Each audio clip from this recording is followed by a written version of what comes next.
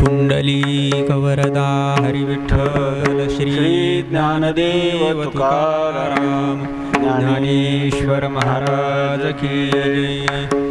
या कुंदेन्दुतुषारहार धवला या शुभ्रवस्त्रावृता या वीणावरदण्डमण्डितकरा या श्वेतपद्मासना या ब्रह्माच्युतशङ्करप्रभृतिभिर्देवैः सदा वन्दिता सा मां पातु सरस्वती भगवती निःशेषजाड्यापहा। जयांची किलिया स्मरण होय सकळ विद्यांचे अधिकरण तीची वंदू श्रीचरण श्री गुरूंचे जयांचे नियाठवे शब्दसृष्टी आंगवे सारस्वत आघवे जिव्हेसिये वक्तृत्व गोडपणे अमृता ते पारुखे म्हणे रस होती ओळगणे अक्षरासी भावाचे अवतरण अवतरविती निजखूण हाता चढे संपूर्ण तत्वबोध श्री गुरूंचे पाय जै हृदय गिमसूनि ठाय तै वढे भाग्य होय उन्मेषासी ते नमस्कारुनि आता सच्चिदानन्दरूपाय विश्वोत्पत्त्यादिहेतवे तापत्रय विनाशाय श्रीकृष्णाय वयं नुमः। यं प्रव्रजन्तमनुपेतमपेतकृत्यं द्वैपायनो विरहकातर आजुहाव पुत्रेति तन्मयतया तरवोऽभिनेदुस्तं सर्वभूतहृदयं मुनिमानतोऽस्मि। जन्माद्यस्य यतोऽन्वयादितरतश्चार्थेष्वभिज्ञस्वराट् तेने ब्रह्महृदाय आदिकवये मुह्यन्ति यत्सूरयः तेजो वारिमृदां यथा विनिमयो यत्र त्रिसर्गो मृषा धाम्ना स्वेन सदा निरस्तकुहकं सत्यं परं धीमहि सत्यं परं धीमहि सत्यं परं धीमहि। श्वेतपद्मासना देवी श्वेतपुष्पोपशोभिता श्वेताम्बरधरा नित्या श्वेतगन्धानुलेपना श्वेताक्षसूत्रहस्ता च श्वेतचन्दनचर्चिता श्वेतवीणाधरा शुभ्रा श्वेतालङ्कारभूषिता वन्दिता सिद्धगन्धर्वैः रर्चिता सुरदानवैः पूजिता मुनिभिः सर्वैर्ऋषिभिस्तूयते सदा स्तोत्रेणानेन तां देवीं जगद्धात्रीं सरस्वतीं ये स्तुवन्ति त्रिसन्ध्यायां सर्वा विद्या लभन्ति ते। वंशी विभूषितकरान् नवनीरदाभात् पीताम्बरादरुणबिम्बफलाधरोष्ठात् पूर्णेन्दुसुन्दरमुखादरविन्दनेत्रात् कृष्णात् परं किमपि तत्त्वमहं न जाने। श्रीगणेशाय नमः श्रीसरस्वत्यै नमः श्रीविठ्ठलाय नमः श्रीमातापितृभ्यां नमः श्रीगुरुभ्यो नमः। ॐ नमो भगवते वासुदेवाय। रामकृष्ण हरि रामकृष्ण हरि राम राम कृष्ण हरी. पहिलं सुखाचे पहिलं सुखाचे निमाये सुकाळू नवल पाहिजे हो गोपाळू. म्हणून योग याग तप साधन व्रतदान उद्यापन पंचाग्नी गोरांजन अनुष्ठान परिपद निर्वाण न कळे तुझ्या नामाचे नि आनंदे. गाता वाता जोडसी विनोदेर या गोवळेनी जग नदीसे जगपण भाग. पाहे पा सकळी योग पाहे पा सकळी योग तुझा तुची. अर्थुनी पाहे दृष्टी तव तुझ्या पायी पडे मिठी. आवडी नो संडी गाठी तुझी या पायाची. आता जरी निरुते तुझी आत्मा तू ते. सुखी सुखाची निज प्राप्तिरया तुझे स्वरूप अदृश्य. तो मुनी मानसींचा प्रकाश इंदू तू पूर्णांश चैतन्य घन.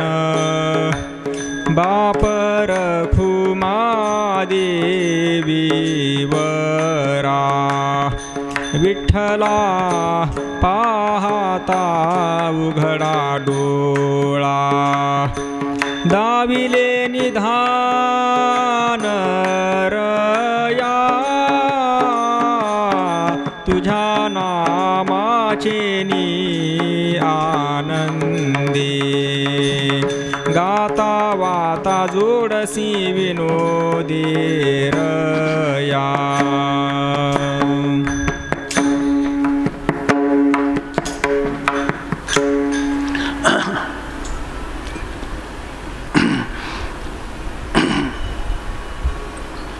पहिलं सुखाचे नि माये सुकाळू नवल पाहिजे ओ गोपाळू. म्हणून योगयाग तपसाधन व्रतदान उद्यापन पंचाग्नी गोरांजन अनुष्ठान परिपद निर्वाण न कळे हे. संत सम्राट भगवान ज्ञानोबाराय वैराग्यराग रसिक जगद्गुरु संत शिरोमणी श्री तुकोबाराय शांती ब्रह्म श्री संत एकनाथ महाराज महाराष्ट्रातील सर्व संतांची मांदियाळी आणि संप्रदायाचं परम आराध्य दैवत श्री पांडुरंग परमात्मा ह्या सर्वांच्या अलौकिक अकारण करून अद्भुत असीम अपूर्व अशा अनुग्रहामुळे आपण ह्या चातुर्मास्याच्या पावन पर्वामध्ये नवरात्राच्या पर्वकाळामध्ये पवित्र सलीला इंद्रायणीच्या तटाकावर साक्षात संजीवन समाधिस्थ माऊलींच्या चरणकमलाजवळ बसून ज्ञानोबारायांचीच असणारी अभंगगाथा की जी मानव जीवनाला कृतार्थ करणारी आहे. मानव जीवनाला परिपूर्ण रूपाने रम्य समाधान आणि शांती प्राप्त करून देणारी आहेत. तेव्हा त्या शब्दांचा यथाशक्ती यथामती काहीसं चिंतन करून आपल्यालाही हा मार्ग चोखाळत माऊलींना अपेक्षित असणाऱ्या परमाशांतीला, जीवनमुक्तीला किंवा मानवी जीवनाच्या सार्थक आपल्याला करता आलं तर त्यासाठी आपण प्रवृत्त झालो, हे आपल्या जीवनातील परमभाग्याचे क्षण आहेत। यामध्ये रूपवर्णन हे जे प्रकरण आहे माऊलींच्या गाथेतील, त्याचा आपण विचार करीत आहोत। त्यामध्ये ह्या रूपवर्णनामध्ये 2 गोष्टी, आत्तापर्यंत आपले 11 अभंग झाले, तर 11 अभंगामध्ये भगवान संत सम्राट माऊली कधी सगुण साकार असणाऱ्या आपल्या इष्टदेवतेचं वर्णन करतात आणि कधीकधी त्याच इष्टदेवतेच्या निर्गुण आणि निराकार असणाऱ्या स्वरूपाचा आवाज कमी करा, तर त्या निर्गुण आणि निराकार परमात्म्याचं कधी वर्णन करतात। याचं कारण दोन्हीचंही वर्णन करतात। माऊली सगुण साकाराचंही वर्णन करतात, निर्गुण निराकाराचंही वर्णन करतात। कारण माऊली श्रुतीचं मनोगत जे आहे ते मनोगतच अनुभवतात आणि तेच मनोगत संपूर्ण समाज पुरुषाला त्याच मार्गाने जाण्यासाठी जे काय संत जे गेले त्या संत गेले जया ठाया देवराया पाववी, या ठिकाणी संत ज्या मार्गाने गेले आहेत, मार्ग दावनी गेले आधी दयानिधी संत तेनेची पंथे चालो जाता न पडे गुंथा कोठे काही। तुकोबाराय म्हणतात, तुका म्हणे तुम्ही चला याची वाटे, पांडुरंग भेटे भरवसेनी, संती हे पहिलं लाविले निशान, ते नाम वैखरी मुखे गरजो। या ठिकाणी संतांनी आपल्याला जे काही संकेत केले आहेत त्यांचं जीवनचरित्र आपल्याला दीपस्तंभासारखं आहेत, त्यांचे उपदेश आपल्याला रस्त्यावरच्या मैलाच्या दगडासारखे आहेत आणि तेच आपण जर त्यांचं अगदी अंधानुकरण केलं तरीसुद्धा आपल्याला वस्तुनिष्ठ परमार्थ साधना घडून आपण आपल्या साध्यापर्यंत पोचू शकतो। त्या ठिकाणी नका शोधू मतांतरे नुबगे खरे बुडालं, अशा प्रकारची स्थिती आहे। म्हणून या ठिकाणी ज्ञानोबाराय हे मनोगत स्पष्टपणे आणि सर्वांच्या बुद्धीवर आरूढ होईल अशा प्रकाराने सांगत आहेत। तर दोन्ही का, तर सगुणच उपासना का नाही, निर्गुण उपासनाच पण का सांगितली जाते, केवळ निर्गुणच का नाही, सगुण पण सांगितली जाते। याचं कारण आहे की जो साधक काही विचाराच्या प्रांतातही ज्याचं काही उत्थान व्हावं असं त्याला वाटतं आणि भावनेच्या प्रांतातही उत्थान व्हावं असं त्याला वाटतं, आणि ह्या दोन्ही विचार आणि भावना ह्या वेदानुसारी असाव्यात असंही त्याला वाटतं। म्हणून अशा पुरुषासाठी ज्ञानोबाराय सगुण आणि निर्गुण ह्या दोन्ही साधना सांगत, सगुण भक्ती आणि निर्गुण भक्ती ह्या दोन्हींचंही निरूपण करत आहेत। त्याचं कारण असं आहे की बऱ्याच लोकांना सगुण भक्ती ही सुगम आहे, सगुण भक्ती ही करायला सुगम आहे आणि निर्गुण भक्ती ही आपल्या आवाक्याच्या बाहेरची वाटते, म्हणून सगुणाची उपासना करण्यास प्रवृत्त होतात। पण सगुणाची उपासना जरी केली तरी त्यांच्या अंतःकरणात जेव्हा तत्वान्वेषण करावं, वास्तविक तत्व काय आहे, परिच्छिन्नतेत सुख नाही, म्हणून अपरिच्छिन्न व्यापक सुखाचे अनुभूती येण्यासाठी आपल्या चित्ताला दुसरं काही आलंबन असावं असं वाटतं। त्यामुळं त्यांचं मन त्या ठिकाणी तत्वान्वेषणामुळं ज्याला समाधान, त्या परिपूर्ण समाधानाला प्राप्त होत नाही। म्हणून या ठिकाणी आणि करावं, निर्गुणाची उपासना करावी तर कठीण आहे, सगुणाची उपासना करावी तर त्या ठिकाणी मनाला व्यापकतेची ओढ लागलेली असते आणि ती परिच्छिन्न स्वरूपाचं सत्यत्वाने केलेलं चिंतन किंवा अनुसंधान यांनी तिची परिपूर्णता होत नाही असं त्याला वाटतं। म्हणून या ठिकाणी महापुरुषांनी किंवा वेदाने, स्मृती किंवा पुराणांनी या ठिकाणी सगुण आणि निर्गुण या दोन्ही रूपांचं वर्णन केलेलं आहे। आता या ठिकाणी माऊली सगुण रूपाच्या संबंधाने वर्णन करतात। पैल सुखाचे निमाये सुकाळू नवल पाहिजे हो गोपाळू म्हणून योग याग तपसाधन व्रतदान उद्यापन पंचाग्नी गोरांजन अनुष्ठान परिपद निर्वाण न कळे हे. सगुण उपासनेची सुलभता सांगतात आणि सगुण उपासनेमध्ये जे काही अधिक आनंदाची अभिव्यक्ती होते, कारण हा अव्यक्त मार्ग जो आहे तो अत्यंत कठीण आहे. अव्यक्ताला गवसणी घालता येत नाही. सामान्य बुद्धीच्या किंवा पुरुषाला या ठिकाणी अव्यक्त काय अव्यक्ता ही गतिर् क्लेशोधिकतरस्तेषाम अव्यक्ता सक्तचेतसाम क्लेशोधिकतरस्तेषाम अव्यक्ता सक्तचेतसाम अव्यक्ता ही गतिर्दुःखम अव्यक्ता ही गतिर्दुःखम देहवद्भीर वाप्यते. अशा प्रकारची स्थिती आहे. मनुष्याला आकाराशी संबंध नित्य व्यवहारात असल्यामुळं आकारांनी रहित निराकार वस्तू त्याच्या बुद्धीवर, देहवान पुरुषाच्या बुद्धीवर देहविवर्जित निराकार अशी असणारी आत्मवस्तू लवकर आरूढ होत नाही. म्हणून या ठिकाणी सगुण उपासना ही सुलभ आहे असं सांगितलं आणि तिचा संतांनी पुरस्कार केलेला आहे. तर त्याचा पुरस्कार करताना ह्या सगुण भक्तीमध्ये आनंदाची अभिव्यक्ती होते. ती कशी होते याविषयी आणि ती कशी श्रेष्ठ आहे किंवा सगुण भक्ती ही सामान्य नाही अशा प्रकारचे सांगत असताना पहिलं सुखाचे नि माये सुकाळू. आता जे तुम्हाला सुख आहे ते विषयामध्ये मनुष्याला आनंद मिळतो. अनुकूल विषय प्राप्त झाला की वृत्ती स्थिर होते आणि त्या वृत्तीमध्ये मूळ असणारा आत्म्याचा आनंद प्रकट होतो. आता अनुकूल विषयाची प्राप्ती आणि अंतःकरणाची स्थिरता आणि त्यामध्ये आत्मानंदाचं भान ह्या गोष्टी एकाच वेळेस झाल्यामुळं हे सुख विषयापासून झालं असं जीवाला भ्रम होतो. वास्तविक ते सुख असतं आत्म्याचं. कारण सुखरूप केवळ आत्माच आहे. आत्म्या वाचून कोणताही अनात्म पदार्थाच्या ठिकाणी सुखाचा लेश देखील नाही अशी खरी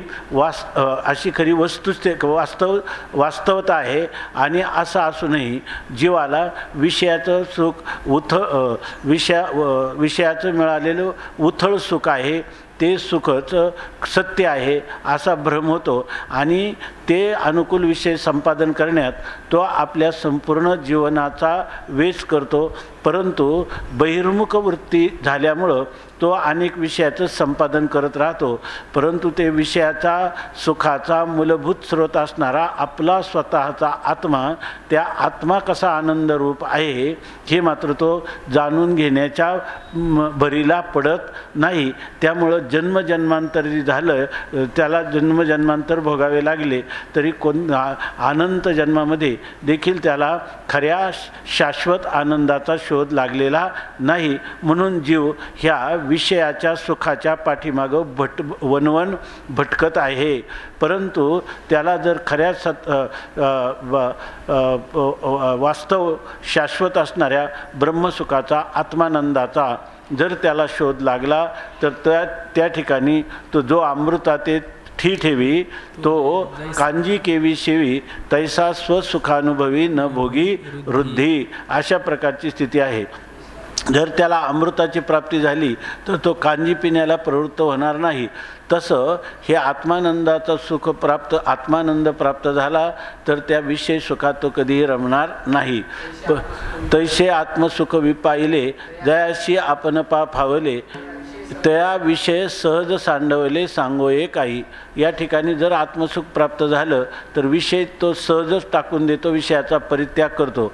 पण नेमकं हे जे आत्मसुख आहे तो सच्चिद आनंद स्वरूप आत्मा जो आहे तो आत्मा जर आपल्याला जाणून घ्यायचा असेल तर त्यासाठी आपल्याला वेदांताचं श्रवण करावं लागतं. आणि वेदांताचं श्रवण करण्यासाठी पुन्हा साधन चतुष्टय संपन्न व्हावं लागतं.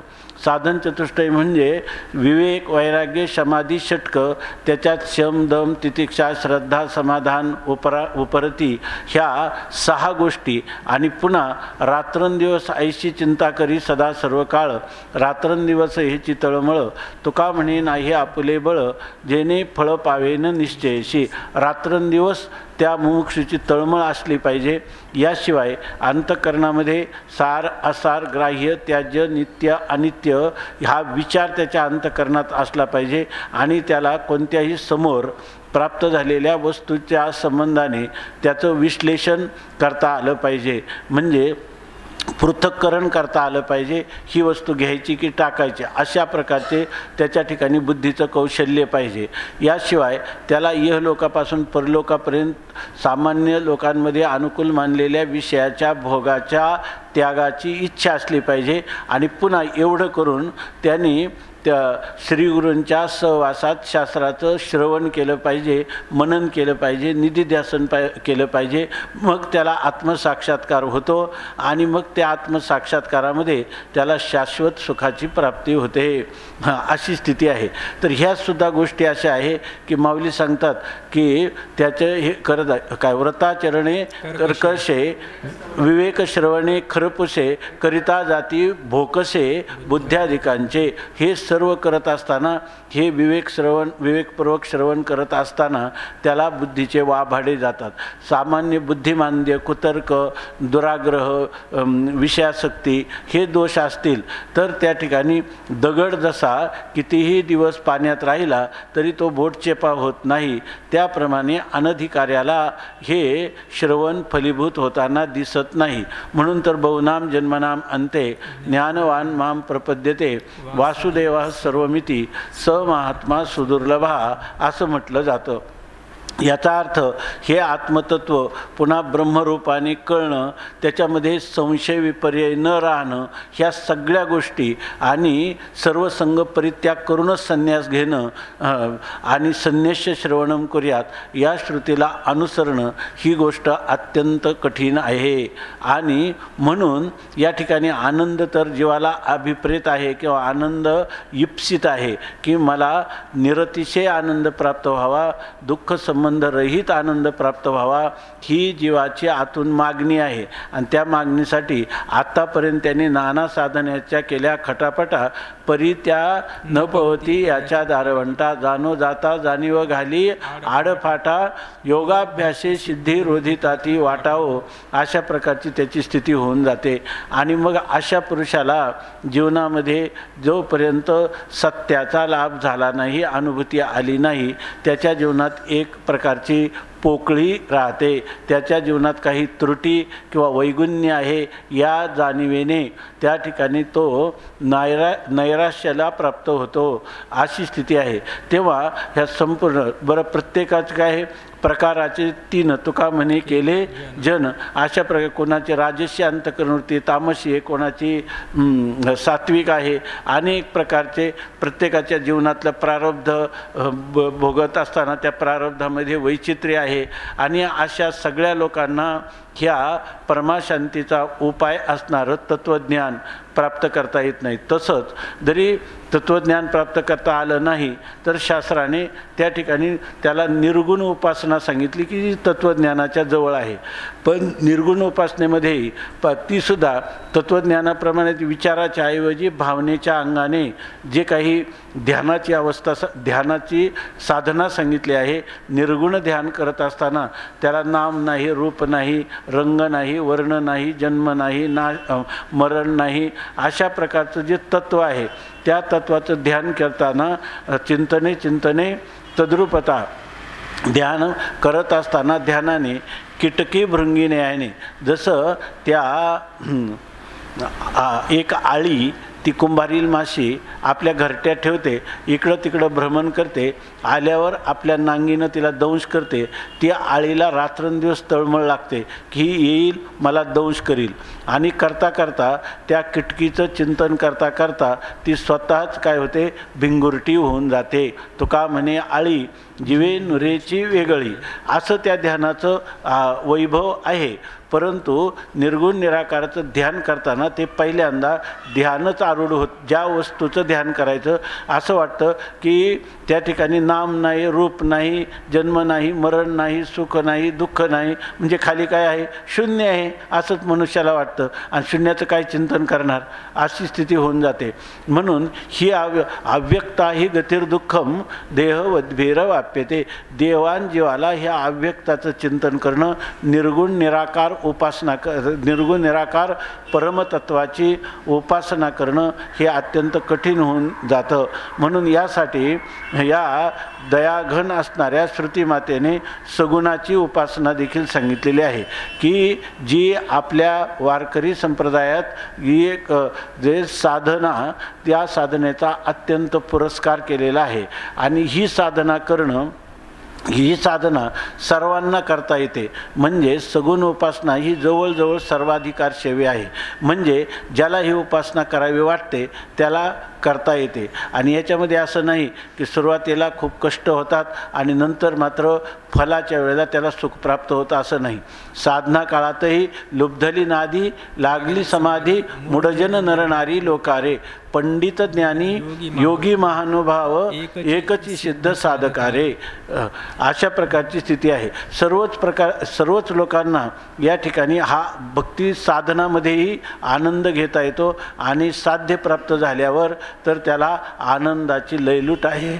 आनंदाच्या राशीवर तो बसतो. आनंदाचे डोळे, आनंद तरंग, आनंदाचे अंग, आनंदाची अशा प्रकारचा आहे. शिवाय ही सगुण उपासना ही परिपूर्ण फलापर्यंत त्याला घेऊन जाते.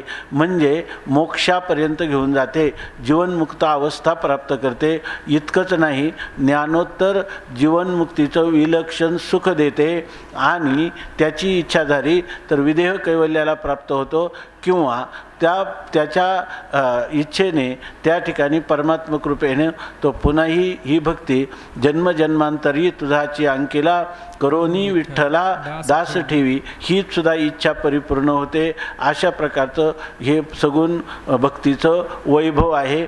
हे आपल्या संत वाङ्मयाचं मथित आहे. म्हणून या ठिकाणी हा जो अभंग आहे, या अभंगामध्ये आपल्याला माऊली सांगतात, पहिलं सुखाचे नि माये सुकाळू. पहिलं सुख म्हणजे आत्तापर्यंत विषय सुख आहे, परंतु हे पैल म्हणजे त्याच्या पलीकडचं आहे. म्हणजे विषय सुख जे आहे ते विषय सुख जर तुम्ही घ्याल तर चिडिया दो दो न बने.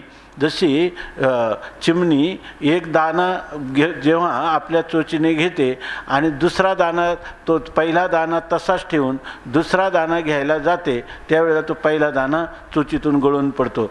त्याप्रमाणे विषय सुख आणि परमात्म सुख ही दोन्ही एका ठिकाणी राहू शकत नाही. म्हणून पहिलं म्हणजे पहिलं सुखाचे नाही, म्हणजे सुख म्हणजे विषय सुख आणि त्याच्या पैल म्हणजे पलीकडं. म्हणजे विषय सुखाने रहित असं जे सुख आहे आणि त्या सुखाचे नि माये सुकाळू. त्या सुखाचा काय, हे माये हे सखे, त्या सुखाचा काय आहे, सुकाळ. आणि त्या सुखाचा सुकाळ कधी आहे तर नवल पाहिजे हो गोपाळू. ते एक आश्चर्य आहे की विषय सुखाच्या पलीकडं काय गोपाळू पाहिजे. जो परमात्मा आहे, तो गोपाळ परमात्मा आहे, श्री विठ्ठल आहे, त्याला पाहणं हा विषय सुखाच्या पलीकडचा असणारा सुखाचा सुकाळ आहे. हे याच्यामध्ये नवल किंवा आश्चर्य आहे. हे सगुण भक्तीचं ऐश्वर्य आहे की घोटवीन लाळ ब्रह्मज्ञान्या हाती मुक्ता आत्मस्थिती सांडवीन, असं हे नवल किंवा आश्चर्य आहे. आणि त्याचं सुलभता, सौलभ्य कसं आहे तर काही लोक परमात्मा प्राप्तीसाठी काय करतात, योगाचं अनुष्ठान करतात. मनोनी योग याग तपसाधन व्रतदान उद्यापन पंचाग्नी गोरांजन अनुष्ठान. काही लोक योगस्तु चित्तवृत्ती निरोधा किंवा अष्टांग योग, यम नियम आसन प्राणायाम धारणा ध्यान सविकल्प समाधी निर्विकल्प समाधी असा अभ्यास करतात. काही लोक याग अनेक प्रकारचे अश्वमेधादी यज्ञ करतात. काही 12-12 वर्ष कायिक वाचिक मानसिक तपानुष्ठान करतात आणि अनेक प्रकारची ही साधनं करतात. काही एकादशी इत्यादी व्रत करतात, एकभुक्त राहणं वगैरे. काही दान देतात, काही त्या ठिकाणी द्रव्याचं दान, अन्नदान, वस्त्रदान किंवा भूदान का अनेक प्रकारची दानं करतात. काही उद्यापन, काही कर्कश अशा प्रकारचं व्रतांचं आचरण करून त्याच्या परिसमाप्ती किंवा उद्यापन करतात. काही पंचाग्नी, म्हणजे पंचाग्नी म्हणजे चारही बाजूला अग्नी पेटवायचा, मध्ये बसायचं, वर सूर्य जो आहे तो सूर्यही तापत असतो, अशा 5 प्रकारचा अग्नी पंचाग्नी साधन करतात. काही लोक गोरांजन, गोरांजन म्हणजे अग्निकाष्ठ भक्षण करणं असा एक अर्थ दिलेला आहे. गोरांजन म्हणजे काही दुर्मिळ वस्तू, तंत्रशास्त्रामध्ये गाईच्या मस्तकामध्ये पिवळ्या रंगाचा पदार्थ असतो किंवा जे गोमूत्र आहे ते आटून पिवळ्या रंगाचं घट्ट असं द्रव्य होतं, ते साधनेमध्ये उपयोगी असतं असं सांगतात. काही लोक सळईनं वगैरे तापून आपल्या अंगाला चटके घेणं किंवा अग्निकाष्ठ भक्षण करणं असे ह्या गोरांजन शब्दाचे अर्थ आहेत. तर या ठिकाणी तुकाराम महाराज म्हणतात ना, कोणी साधोत करोत तपादी साधने कोणी साधोत गोरांजने, आम्ही नवजो तया वाटा नाचू पंढरी चोटा. ह्या कोणत्याही वर सांगितलेल्या साधना आम्ही करणार नाही. आम्ही पंढरीच्या चौकामध्ये, पंढरी क्षेत्रामध्ये आम्ही भगवंताचं गुणगान गात नर्तन करू, नृत्य करू, गाऊ नाचू विठो तुझा करू अनुवाद, आणि जिकडे पाहे तिकडे सर्वमय गोविंद. ह्या भक्ती साधनेचा आनंद आम्ही घेऊ. तर इथं सांगतात व्रतदान उद्यापन पंचाग्नी गोरांजन अनुष्ठान परिपद निर्वाण न कळे हे. जर तुम्हाला भगवत प्राप्ती करायची असेल, पद म्हणजे सगुण परमात्म्याचं पद, सगुण स्वरूप, पण न कळे हे त्या सगुण स्वरूपाचं ऐश्वर तुम्हाला व्रतदान तप किंवा गोरांजन साधण्यापासून होणार नाही. मग हे कशाने प्राप्त होईल? तर म्हणतात तुझ्या नामाची नि आनंदे गाता वाता जोडशी विनोदे रया. तर तुझ्या नामाचे नि आनंदे, भगवंताचं नामसंकीर्तन केलं तर नामसंकीर्तन वैष्णवांची जोडी, पापे अनंत कोडी गेली त्यांची. काय एक गावे आम्ही विठोबाचे नाम आणि कापे काम नाही आता. मोडून या वाटा सूक्ष्म दुस्तर केला राज्यभार चाले ऐसा. या ठिकाणी आम्ही फक्त नाचत जाऊ त्याच्या गावारे खेळिया सुख देईल विसावारे, अशी आमची साधना आहे. म्हणून आम्ही नामाचे आनंदे, भगवंताचं नामसंकीर्तनाच्या आनंदाने गाता वांता जोडसी विनोदे राया. त्याच्या माऊलीनं लिहिलंय अष्टांग योगे नशी निजे, पुढे येईल अभंग, अष्टांग योगे नशी निजे यम नियम निरोध न किजे रया. वाचा गीत गाईजे गाता वाता श्रवणी ऐकिजे रया. गीता छंदे अंग डोलीजे लीला विनोदे संसार तरीजे रया. बाप रखुमा देवरू विठ्ठलू नामे जोडे हा उपाय किजे रया. नाम संकीर्तनानेच संपूर्ण जगताचा नियामक असणारा परमात्मा आम्हाला सहज प्राप्त होतो. आणि तो कसा? गाता वाता. फक्त आम्ही गायन त्याचं करायचं, त्याच्या नामाचं गायन करायचं. आणि वाता म्हणजे वानता म्हणजे त्याचं वर्णन करायचं. पण परमात्म्याच्या नामाचं गायन आणि परमात्म्याच्या लीलाचं वर्णन आम्ही जर केलं तर तो परमात्मा विनोदे जोडशी, विनोदे म्हणजे सहजच अनायासानेच त्या परमात्म्याची प्राप्ती होते. या गोवळेनी जग न दिशे जगपन भाग पाहे पा सकळी योग तुझा तुची. आता असं सांगतात. आणखी याच्यामध्ये काय, आपण काय करायचं नाही, या फक्त आपण भगवंताचं नामसंकीर्तन करत राहायचं. योग क्षेम भार घातला अवघा तुझे माथा. आम्ही सर्वच्या सर्व तो त्याच्यावर भार घालायचा. आणि या गोवळेनी जग, हा गोवळा असणारा परमात्मा गुराखी रूपाने अवताराला आलेला हा जो श्रीकृष्ण परमात्मा आहे, तो सावळ्यावर मेघश्याम वर्णाचा गुराखी वेशात असणारा हा गोवळा त्या गोळ्याची जर प्राप्ती झाली, त्याचं दर्शन झालं, तर जगपण भाग न दिसे. हे जे आपल्याला संपूर्ण जगत दिसतं ते जगरूपाने दिसणार नाही. म्हणजे आपल्याला जे असज्जड आणि दुःखरूप असणारं जग आहे, ज्या जगामध्ये आपल्याला व्यवहार करावा लागतो, ते जगच आपल्याला प्रतीतीला येणार नाही.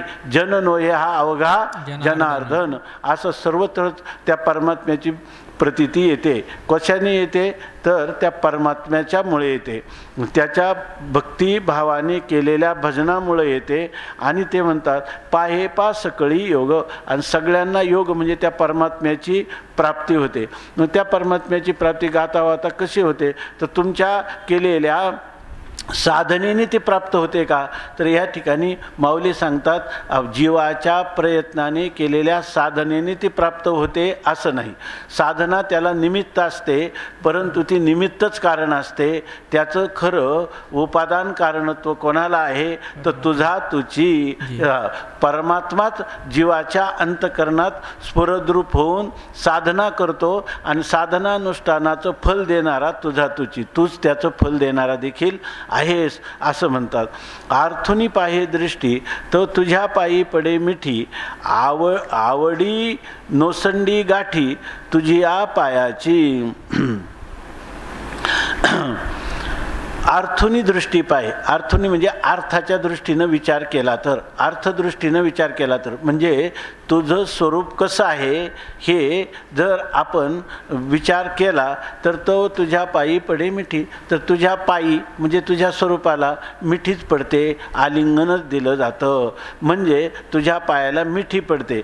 परंतु अर्थुनी दृष्टी पाहे, जर अर्थाच्या दृष्टीनं जर आपण पाहिलं, तर अर्थाच्या दृष्टीनं पाहिलं म्हणजे भगवान परमात्म्याला विषय करून जर पाहिलं, तर भगवान परमात्मा हा किती भक्तवत्सल आहे, भगवान परमात्मा किती दयाघन आहे, परमात्मा किती त्याला कर्तुम अकर्तुम शक्ती संपन्न आहे, हे जर कळलं, अर्थाच्या दृष्टीनं विचार केला, तर तुझ्या पायाला मिठी पडते. म्हणजे काय कळतं, तर अर्थाचा विचार केला तर तुझं विन कोणा शरण जाऊ नारायणा, ऐसा न देखे मी कोणी दुजातीही त्रिभुवनी, पाहिली पुराणे धांडोळीली दर्शने. हा अर्थाच्या दृष्टीनं विचार केला तर गोष्ट लक्षात येते. शेवटी काय, तुका म्हणे ठाई जडोनी ठेलो तुझे पायी.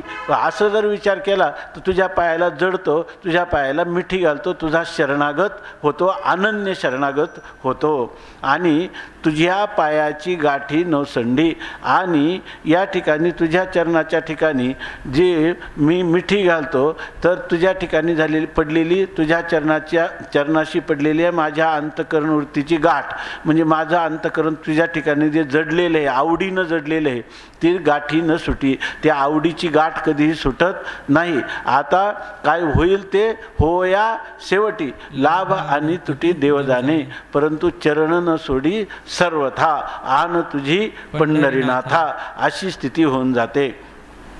आता जरी निरुते तुची आत्मा तुते, सुखी सुखाचे निज प्राप्ती रया. आता म्हणतात आता जरी निरुते, आता यानंतर जरी निरुते, जरी आपण निरुत म्हणजे वास्तव काय आहे, सत्य काय आहे हे जर पाहिलं, तर तुझा आत्मा तुते. तर ते म्हणतात तुझा जो आत्मा आहे तो तुते सुखी सुखाचे निज प्राप्ती रया. तर त्या आत्मा हा सुखरूप आहे, आणि तो सुखरूप कशामुळे आहे, तर तू सुखी सुखाचे निज प्राप्ती राहा. तू स्वतः सुखरूप आहे, आणि त्या सुखरूपतेने तू आत्मा तू स्वतः सुखरूप असल्यामुळं तुझ्या सुखानेच याला सुखप्राप्ती राहा. जीवाला जे सुखप्राप्ती होतं ते तुझ्या सुखानेच तो सुखी होतो. म्हणजे या ठिकाणी परमात्म्याची कृपा प्रधान आहे, जीवाने केलेले प्रयत्न प्रधान नाही. परंतु त्या प्रयत्नाच्या निमित्ताने तो अकारण करुणावरून आलय परमात्मा जेव्हा कृपा करतो, तेव्हा तो त्या जीवालाही त्या सुख ते अविनाशी सुख त्याला प्राप्त करून देतो. म्हणून म्हणतात तुझ्या सुखाने जीवाला सुखाची प्राप्ती होते. तू ते सुखी सुखाचे निजप्राप्ती रहा. जीवाला अंतकरणाची सुखाचं प्राप्ती होते. तू एकदा कृपा केली की मग त्याला सुखाचा सुकाळ आहे, आनंदाचा सुकाळ आहे. आजी आनंदुरे, आजी आनंदुरे, सबाह्य अभ्यंतरी अवघा परमानंदुरे. अशा प्रकारची त्याची स्थिती होते. तुझे स्वरूप अदृश्य तो मुनी मानसीचा प्रकाश. इंदू तू पूर्णांश चैतन्य घन. भगवंताच्या स्वरूपाचं सांगताना तुझं स्वरूप कसं आहे? अदृश्य आहे. म्हणजे परमात्मा भक्ताच्या जीवनामध्ये हृदयस्थ राहून हे सगळी परिवर्तन करीत असला तरी तो परमात्मा काही दृष्टीला विषय होत नाही. तो अदृश्य आहे. तुझे स्वरूप अदृश्य. तुझं मूळ निर्गुण स्वरूप जे आहे ते अदृश्यच आहे. परंतु तो मुनी मानसीचा प्रकाश. जे मनन करणारे ऋषी आहेत, मुनी, मनन करणाऱ्यांना मुनी असं म्हणतात. आणि त्या मुनींच्या मानस म्हणजे जे अंतःकरण आहे त्या अंतःकरणाला तू जरी अदृष्ट असला तरी त्यांच्या अंतःकरणाचं अधिष्ठान किंवा द्रष्टाही तूच आहेस. म्हणून मुनी मानसीचा प्रकाश म्हणजे त्यांना त्यांचा द्रष्टा किंवा त्यांचा प्रकाशक तूच आहेस. इंदू तू पूर्णांश. आणि तू इंदू आहे, चंद्र आहेत. चंद्र हा शीतलता प्रदान करतो. त्याप्रमाणे त्यांच्या अंतःकरणाला आल्हाद देणारा, शांती देणारा असा तो आहे. आल्हाद देणारा तू इंदू म्हणजे चंद्र आहेत. परंतु चंद्राला कला आहेत तसा नाही. तू पूर्णांश, तू पौर्णिमेचा चंद्र अशा प्रकारचा आहेस. चैतन्य घन.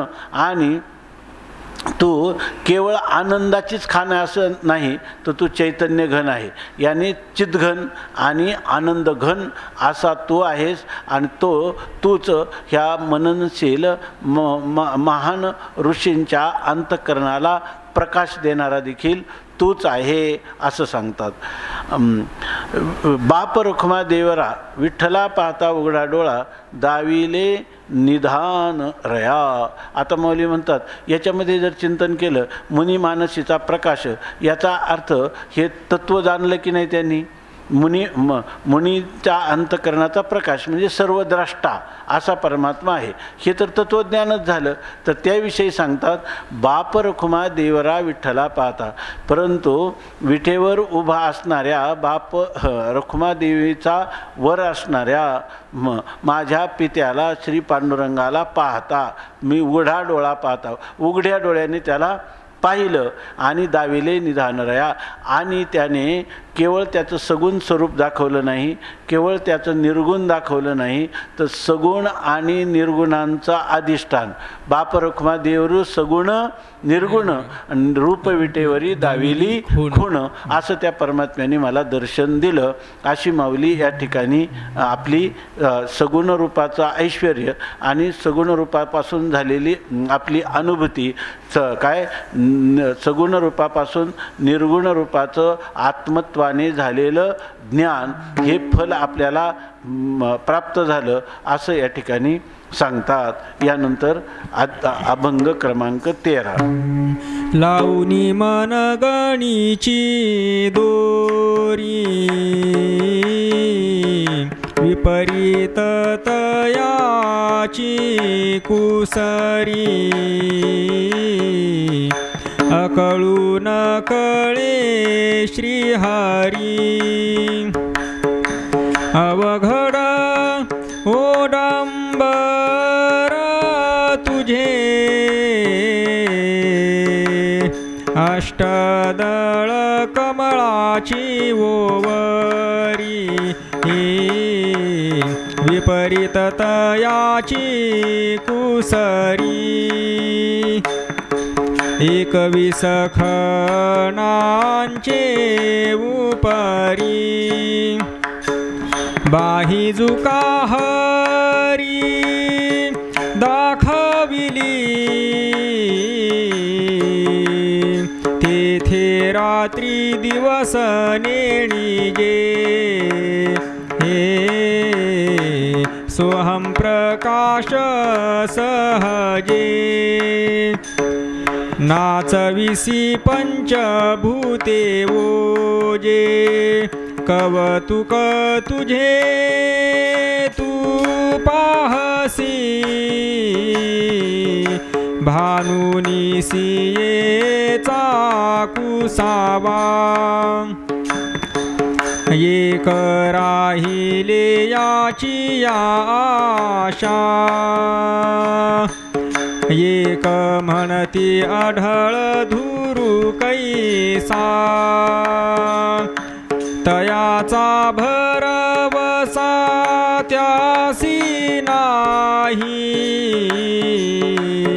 ऐसी तयाची बोलणी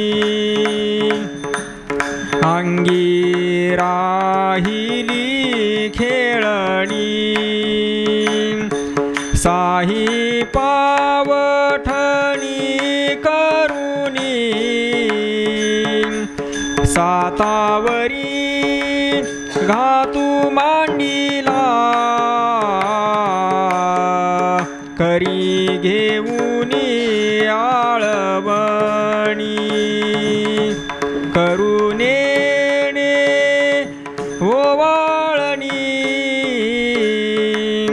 बाप रखुमादी विवरा विठ्ठला चरणी चौघी जणी निमालिया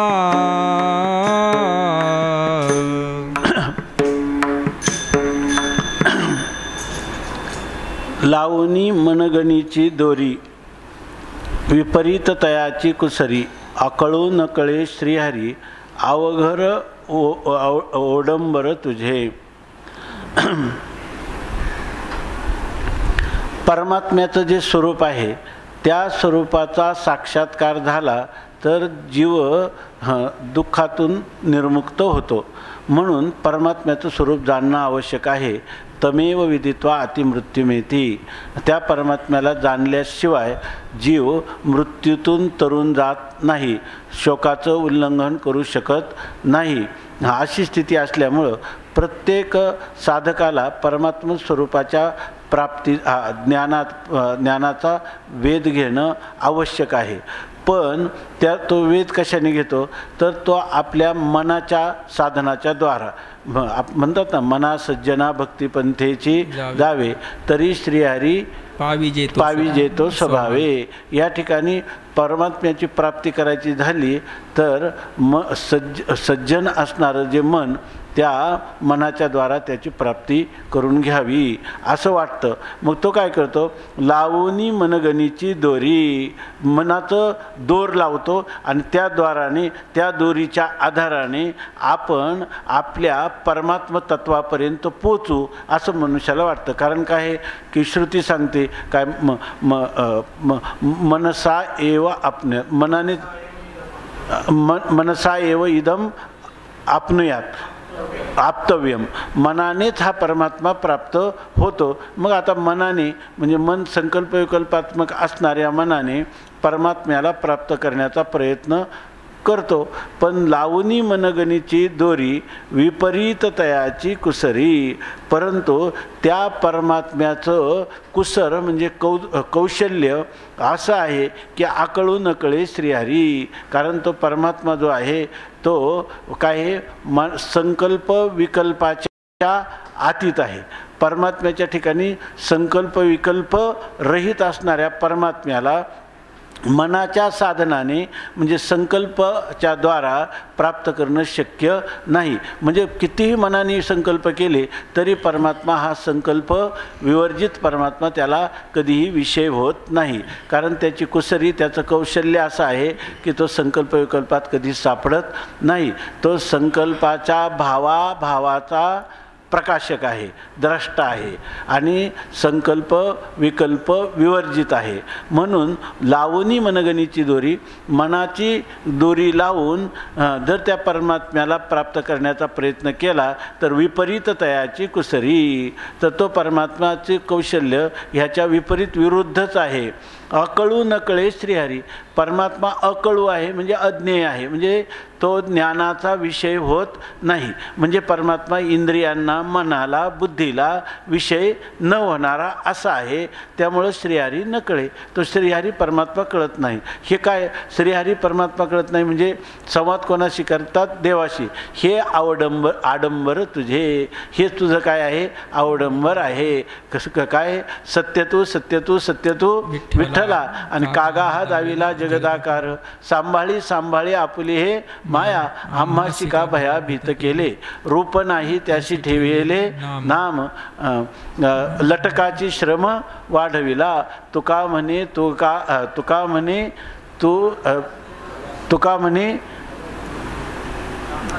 तुका म्हणे कागा झालाशी चतुर, होताशी निसुर निर्विकार. त्या निर्विकार परमात्म्याला मनाच्या साह्याने आकळता येत नाही, त्याचं आकलन होत नाही.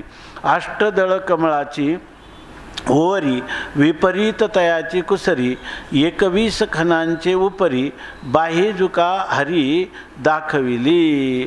असं म्हणतात. देवानी काय म्हणजे ही जगत ही परमात्म्याची काय आहे? लीला आहे. आणि हे कार्यरूपाने सुद्धा हे जगताचं आकलन होत नाही.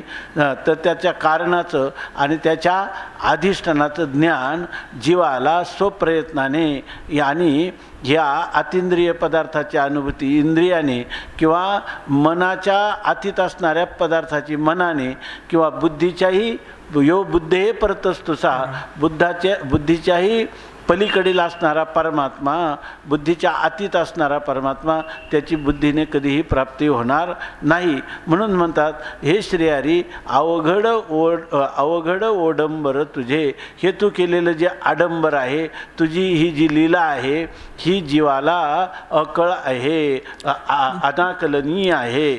अष्टदळाची ओवरी, अष्टदळ हृदयामध्ये अष्टकमल ह्याची कल्पना केलेली आहे.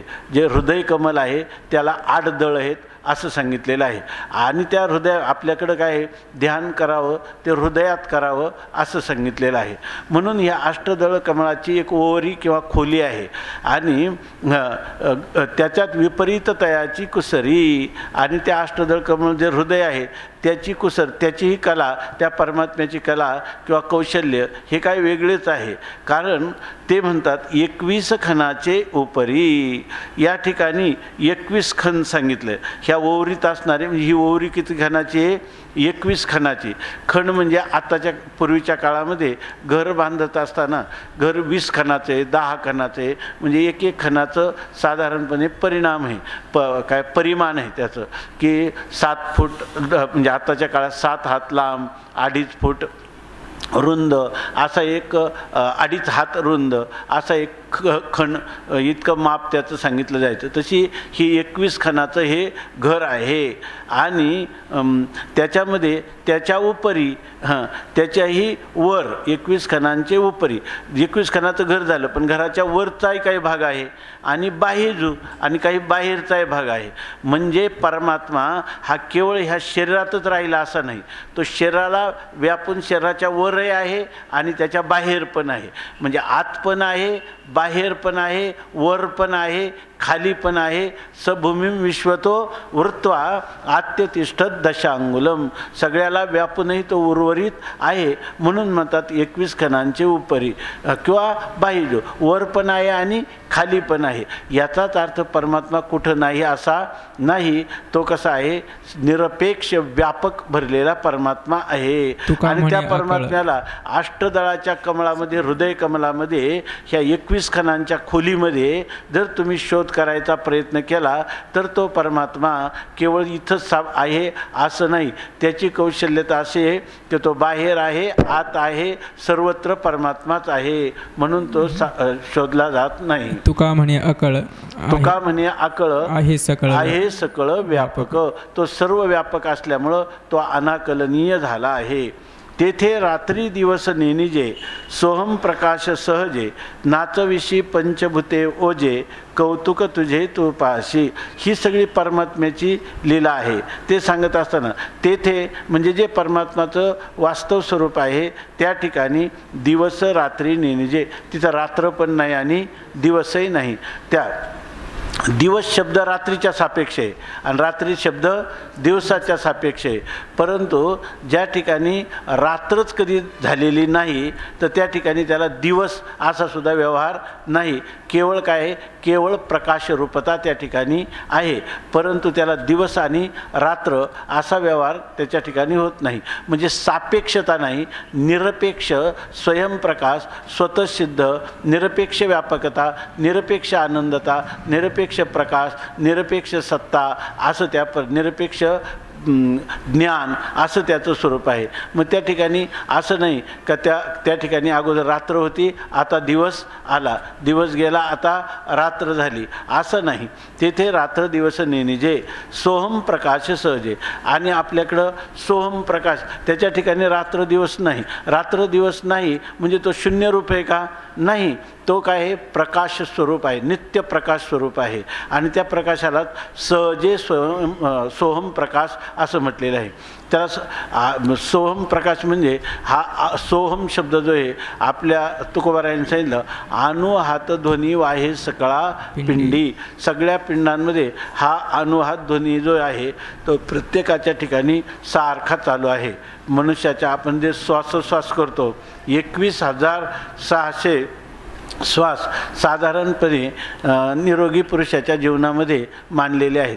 त्याच्यामध्ये 24 तासात किंवा एक दिवस रात्रीमध्ये हे श्वास म्हणजे काय आहे, त्यात जर आपण बारकाईने एकाग्र होऊन पाहिलं तर श्वास आत घेता आणि बाहेर जातो त्यावेळेला तर त्याच्याकडून सहजच सोहम हंसाचं चिंतन होतं. नाथ महाराजांनी दिले आतमध्ये असं आपण करतो, असं आपण करतो तर सो अहम म्हणजे मी तो आहे. मी तो आहे म्हणजे कोण? तो सच्चिदानंद घन परमात्मा मी आहे. मी कोण आहे? परमात्मा. अहम सहा आणि सहा अहम म्हणजे यालाच म्हणतात ओतप्रोत चिंतन. हे चिंतन करण्याची पण गरज नाही. तुकाराम महाराज म्हणतात अनुहात ध्वनी वाहे सकळा पिंडी किंवा अनुहात काय अजून एक तुकोबारायांनी लिहिलं, अनुहात ध्वनी वाहे सकळा पिंडी नाम नाही तोंडी कैसा तरी. याचा अर्थ असा आहे की जर तुम्हाला सतत वाहतो तो चालूच आहे ध्वनी तर तुम्हाला याचा अर्थ काय झालं, तो मी आणि मीच तो याने तुम्हाला ओतप्रोत चिंतन झालं म्हणजे ब्रह्माचा साक्षात्कार झाला. आता सो अहम तो मी आहे असं म्हणताना त्याच्याविषयीची परोक्षतेची भ्रांती गेली. आणि अहम सहा म्हणताना आपल्या त्याच्याविषयी परोक्षतेची भ्रांती गेली. सहा अहम म्हणत असताना आपल्याविषयी परोक्षतेची आपलं परिचिन्नतेची भ्रांती गेली. असा त्याचा साक्षात्कार होतो.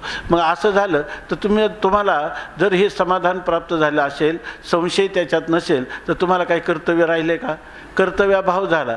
पण तुकाराम महाराज म्हणतात पण जर तुम्हाला या ठिकाणी हे समाधान शांती प्राप्त झाली नसेल तर मग नाम नाही तोंडी सामान्य रूपाने चालू आहे परंतु त्याचं विशेष रूप तुम्हाला समजलेलं नाही, ते तुम्हाला जाणून घ्यावं लागतं. म्हणून नामसाधना करावी लागते असं सांगतात.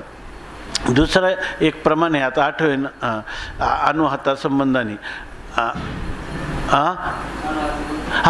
अनुहाती गुंतला नेने बाह्य रंग वृत्ती येता मग बळ लागे. हा अनुवाद दोन्ही ऐकू आला की त्या मनुष्याला वृत्ती विवर्जित होतो. त्याला वृत्तीवर येण्यासाठी सुद्धा त्याला प्रयत्न करावे लागतात. इतका तो निर्वृत्तिक सुखाचा भोग घेतो. आणि हे परमात्म्याचं स्वरूप आहे. म्हणून माऊली म्हणतात सोहम प्रकाश सहज. हा सोहम प्रकाश सहजच आहे. नाचविषयी पंचभूते ओजे, आणि ही जी पंचभूतं आहेत तर ती पंचभूतं ओजे नाचवशी, या सगळ्यांचं तू कौतुकाने यांना नाचवतो. वास्तविक हे काय आहे, जड आहे, परंतु तू त्यांच्यामध्ये प्रतिबिंबित होतो, त्यांचं अधिष्ठान होतो, आणि तुझ्या संकल्पाने तुझ्या सत्तेनंच ही सगळी पंचमहाभूतं, हे शरीर चालतं म्हणजे तरी काय चाले, हे शरीर कोणाच्या सत्ते, त्या परमात्म्याच्या सत्तेनंच ही पंचभूतं, आणि ती कशी लीलेने कौतुकाने तू नाचवतो. कौतुक तुझे तू पाशी, आणि हे काय आहे, तुझं ही कौतुक किंवा तुझी लीला कोण पाहतो, तूच आहे. मिथ्या पदार्थाचा द्रष्टा हाच त्याचं उपादान कारण असतो. तूच ही पदार्थ होतो आणि तूच हे पाहतो, म्हणून म्हणतात तुझे कौतुक तूच पाहसी, तुझे तू पाहसी कौतुक. भानू निशियेचा कुसावा, एक राहिले याची आशा, एक म्हणती आढळ धुरू कैसा, तयाचा भरवसा त्याशी नाही. एक म्हणती भानू निशियेचा कुसावा, या ठिकाणी भानू म्हणजे रात्र, आपलं भानू म्हणजे सूर्य, आणि निशी म्हणजे रात्र, आणि यांचा कुसावा म्हणजे यांचा शोध किंवा पत्ता. पण भानू निशेचा कुसावा, एक राहिले याची आशा, या ठिकाणी रात्र किंवा दिवस म्हणजेच काय, इथं रात्र म्हणजे अज्ञान आणि दिवस म्हणजे ज्ञान, आणि यांचा कुसावा म्हणजे यांचा पत्ता. जर करायला गेलं तर आत्मस्वरूपाच्या ठिकाणी रात्र आहे का, अज्ञान आहे का, अज्ञान नाही. मग अज्ञान सापेक्ष त्याचं नाशक वृत्तिज्ञान तरी आहे का, दोन्ही नाही. मग अज्ञान भानू आणि निशीचा कुसावा पत्ता जे आहे ते एक राहिले याची आशा, आणि काही लोक याच्या आशेने राहिले की काय, आम्हाला रात्र दिवस हे कळून घ्यावं, ज्ञान अज्ञानाचा शोध घ्यावा. परंतु काही लोक म्हणतात एक राहिले याची आशा, हे आपल्याला कळून घ्यावं या आशावर जगले.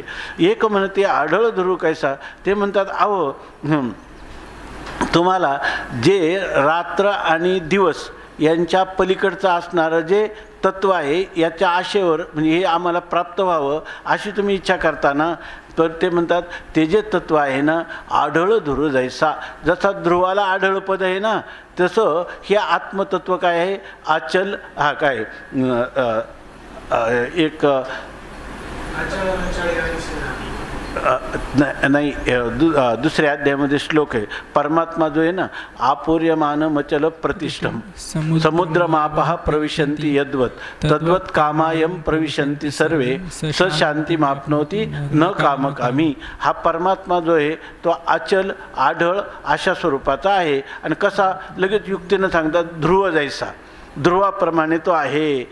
आम्हाला वाटलं की रात्र आणि दिवसाच्या अतीत असणारं स्वरूप जाणून घ्यावं ही आशा उत्पन्न झाली, तर ज्या लोकांनी हे शास्त्राचं अध्ययन करून परोक्ष ज्ञान करून घेतलं होतं ते कसा वास्तविक ते अनिर्वाच्य आहे, अनुभवाचं स्वसमेध्य आहे, अनुभवाच्या जोगे नोहे बोलायचे, पण गप्प बसत नाही. जसा ध्रुव आढळ आहे तसं हा परमात्मा आढळ आहे, अचल आहे असं सांगतात. तर अच्छेद्योयम अदाह्योयम मक्लेद्यो शोष्य एवच नित्य सर्वगता स्थान व रचलोयम सनातन, असं आम्हाला ते लोक सांगतात. कोण पण ते म्हणतात म्हणती आढळ धुरू कैसा, आढळ ध्रुव आढळ आहे, पण आम्ही त्यांना विचारतो ध्रुव आढळ कैसा, ध्रुव पद तरी आढळ आहे का, कालाच्या ओघात ध्रुवपद तरी आत्म्यासारखं नित्य राहणार आहे का. ध्रुवपदाची आणि आत्म्याची तुलना किंवा आत्म्याच्या ध्रुवत्वाला सत्यत्वाला ध्रुव बाळाच्या आढळपदाची उपमा देता येईल का, देता येणार नाही. आम्ही असं विचारलो आढळ ध्रुव आढळ कैसा, ध्रुव तरी आढळ कसा काय आहे, तयाचा भरवसा त्याशी नाही. आणि त्याला सांगतात ध्रुव बाळाला जर तुम्ही आढळ असे म्हणत असाल तर त्याचा भरोसा तरी आहे का त्याला? ध्रुवपद तरी राहणार आहे का? उलट तो ध्रुव बाळ म्हणतो की इतकं पद घेतलं मी आयुष्य मागून, उलट परमात्मा चिंतनाला अंचवलो आणि इतका काळ या ठिकाणी काढणं मला अत्यंत दुःखदायक होत आहे. त्याऐवजी जर मी जन्मोजन्म ह्या परमात्म्याच्या गुणलीला संकीर्तनाची मागणी केली असती तर बरं झालं असतं. मी राजसिंहासन कशाला मागितलं असं तो म्हणतो. म्हणजे त्याचं पड तरी आढळ आहे का? नाही. मग सांगतात की याचा अर्थ काय झाला? हे जर मनुष्याने शास्त्राध्ययन केलं आणि त्यांनी कितीही परोक्ष ज्ञान प्राप्त केलं तरीसुद्धा त्या परमात्म्याची त्याला प्राप्ती होईल असं नाही. म्हणजे विचाराने प्राप्ती होती म्हणा तर विचारानेही प्राप्ती होत नाही. त्याचा विचार परोक्ष ज्ञानापर्यंत जातो आणि त्याला दृढ अपरोक्ष ज्ञान काही होताना दिसत नाही. आणि बरीचशी स्थिती, बऱ्याच लोकांची स्थिती अशा प्रकारची असते. म्हणून बरं, आईशी तयाची बोलणी अंगी राहिली खेळणी, साही पावटणी करुणी सातावरी घातू मांडीला. आईशी तयाची बोलणी, अशा प्रकाराने त्या परमात्म्याच्या विषयी आपल्याला बोलणं म्हणजे चिंतन करता येतो. चर्चा, उहापोह त्याच्याविषयी असा परमात्मा आहे असा नाही, अशा प्रकारची त्याचे बोलणी होतं. पण ती अंगी राहिली खेळणी, परंतु ही सगळी अंगी राहिली म्हणजे आपल्या आतमध्ये जशीच्या तशीच एक प्रकारची लीला म्हणून राहिली. साही पावटणी करुणी सातावरी घातू मांडीला. असं आहे का? ही सगळी जी आहे ना त्याच्याविषयीचं बोलणं की परमात्मा जगताचं कसं उपादान कारण आहे, परमात्मा अभिन्न निमित्तोपादान कारण कसं आहे, विवर्तोपादान कारण कसं आहे, माया त्याचे परिणामी उपादान कारण कसं आहे, आणि ह्या परमात्म्याचा महिमा तो परमात्मा ह्याचं विवर्तोपादान कारण कसं राहिला. ही अंगी राहिली खेळणी, ही त्या परमात्म्याची विवर्तोपादान रूपाने क्रीडा आहे. हे जरी तुम्ही सर्व बोलले तरीसुद्धा तो परमात्मा प्राप्त होईल असं नाही. साही पावटणी करुणी, कारण तो परमात्मा काय आहे, आत्मत्वाने ज्ञात होतो, वेगळेपणाने ज्ञात होत नाही. म्हणून त्याचं दर्शन जे आहे त्याचं दर्शन तुम्हाला होत नाही. उलट काय होतं, साही पावटणी करून. आता साही पावटणी म्हणजे 6 दर्शन आहे. 6 दर्शनाने परमात्म्याचाच विचार केला प्रमाणे की हे जे पाहिली पुराणे, धांडोळीली दर्शने, तर ही जी आस्तिक दर्शन आहेत ती दर्शनं जरी परमात्म्याचं तुम्हाला ज्ञान करून देऊ, तुमचा आत्म्याचं तुम्हाला ज्ञान करून देऊ असं म्हटली तरी साई दर्शनाची शेवटी काय करावं लागते, पावटणी म्हणजे पायरी करावी लागते. आणि 7 वरी घातू मांडीला.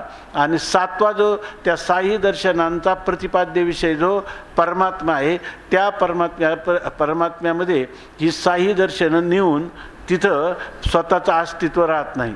त्या सर्वांचं समन्वय परमात्मा प्राप्तीत होताना त्यांना प्रत्येकाला आपलं स्वतःचं स्वत्व हे त्या परमात्म्यात विसर्जन करावं लागतं. तेव्हा 7 वरी घातू मांडीला. त्या 6च्या पलीकडं असणारा 7वा जो परमात्मा आहे त्याच्यामध्ये ते त्यांचा घात होतो, ते त्याच्यामध्ये लीन होतात किंवा आपलं स्वत्व विसर्जित करतात. अशा प्रकारे सांगितलं. ही परमात्म्याची लीला आहे. परमात्मा आत्मविद्येचं जरी साह्य घेतलं तर शब्द जो आहे तो शब्दसुद्धा त्या ठिकाणी पोचत नाही. हे साई दर्शनं हा फक्त शब्द प्रपंच करतात, पण हा शब्द प्रपंच सोडून देतात तेव्हा ते परमात्मा स्वरूपात सरते होतात. म्हणून म्हणतात की 7 वरी घातू मांडीला. करी घेऊनी आळवणी करुणेने ओवाळणी, बाप रखुमा देवरा विठ्ठला चरणी 4 जणी निमालिया. करी ओवाळणी घेऊनी, करी म्हणजे आपल्या हातामध्ये ओवाळणं म्हणजे निरांजन घेते आणि ओवाळणी करायला जाते. म्हणजे एखादी पतिव्रता किंवा साध्वी स्त्री आपल्या हातात काय आरती घेते, करी घेऊनी आळवणी आरती घेते, परंतु करुणेने ओवाळणी आणि त्याला ओवाळणी करते. पण तसं ते म्हणतात की बाप रखुमा देवरा विठ्ठली चरणी, बाप रखुमा देवर असणारा श्री विठ्ठल परमात्मा त्याच्या चरणी जर ओवाळणी करायची असेल तर त्याच्या चरणी ओवाळणी करणाऱ्या कोण आहेत, ह्या 4 वाणी. तिथं 4 वाणीपैकी वैखरी तर नाहीत,